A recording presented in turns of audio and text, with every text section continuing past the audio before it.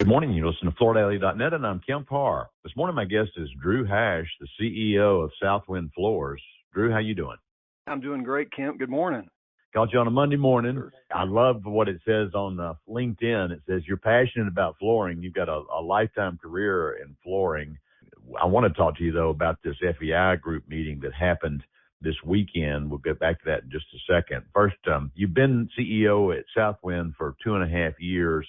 You spent 14 years at Shaw, and then you were in the hardwood business with Ziggraf before that. So with Southwind, tell us, how's business? Business conditions remain challenging, Kemp. You would think, between tariffs and poor comps through this time last year that things would be a little bit better. We're fortunate the last few months have been better. We got 2 days to go here in September. We've already beaten last year's or ahead of last year's numbers. I guess that's a good thing. But like I said, the comps last year weren't a lot to get excited about. Yeah, most people that make their living in this business know we're in the third year of a dip when it comes to residential flooring sales, and that's where Southwind's focus is. You're both in the carpet business and in the hard surface business. As I mentioned that, you launched Summit, which was a 3/4-inch large WPC product at surfaces. How's that going?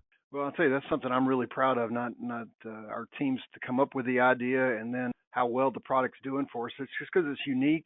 It really fits a need out in the market, which is, if you remove hardwood and or if you remove, Durock and ceramic tile, then all of a sudden, you got door jambs that are up high and, you either send a crew out to shoot down plywood, or if you had a product that would fit that need, and it certainly does that. So our biggest challenge has been just keeping up with the demand.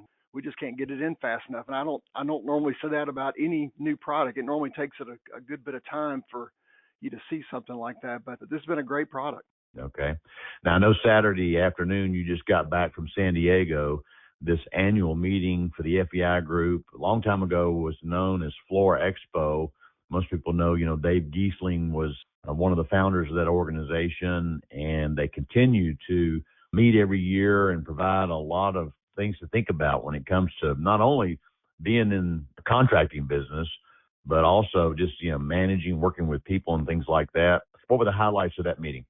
Well, first and foremost, the FEI Group is such a great group, and I feel fortunate that we're part of it. And on a personal note, I guess it shows my age, but I've been going since the very first convention back in when they started. They always do it really well, and San Diego is not a tough place to have to go. Wonderful town, and they do it really well. Mm-hmm.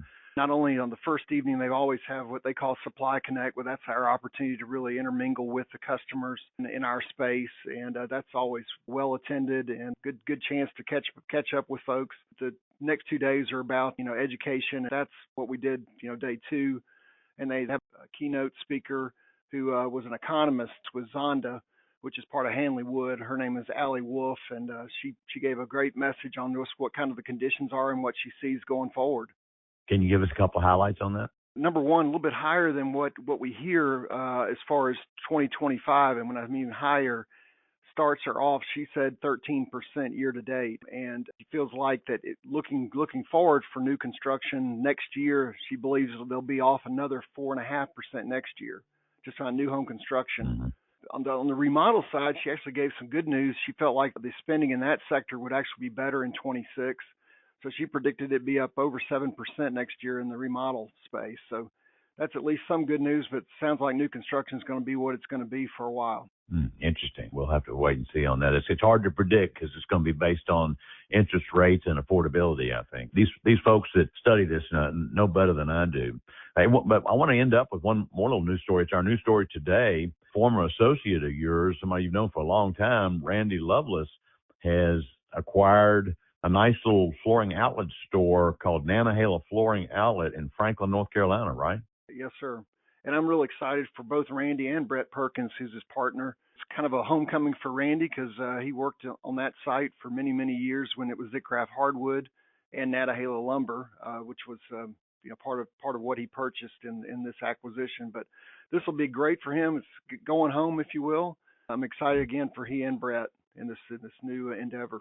Yeah, I just drove through that area yesterday. That is a gorgeous part of the world. That's right there on the eastern edge of the Smoky Mountains. So I'll have to get up there just an excuse to come see what's going on. All right, Drew, it's good to talk to you. Thanks for giving us an update on what happened in San Diego this weekend. Again, been talking to Drew Hash, the CEO of Southwind Floors, and you've been listening to Kemp Harr and FloorDaily.net.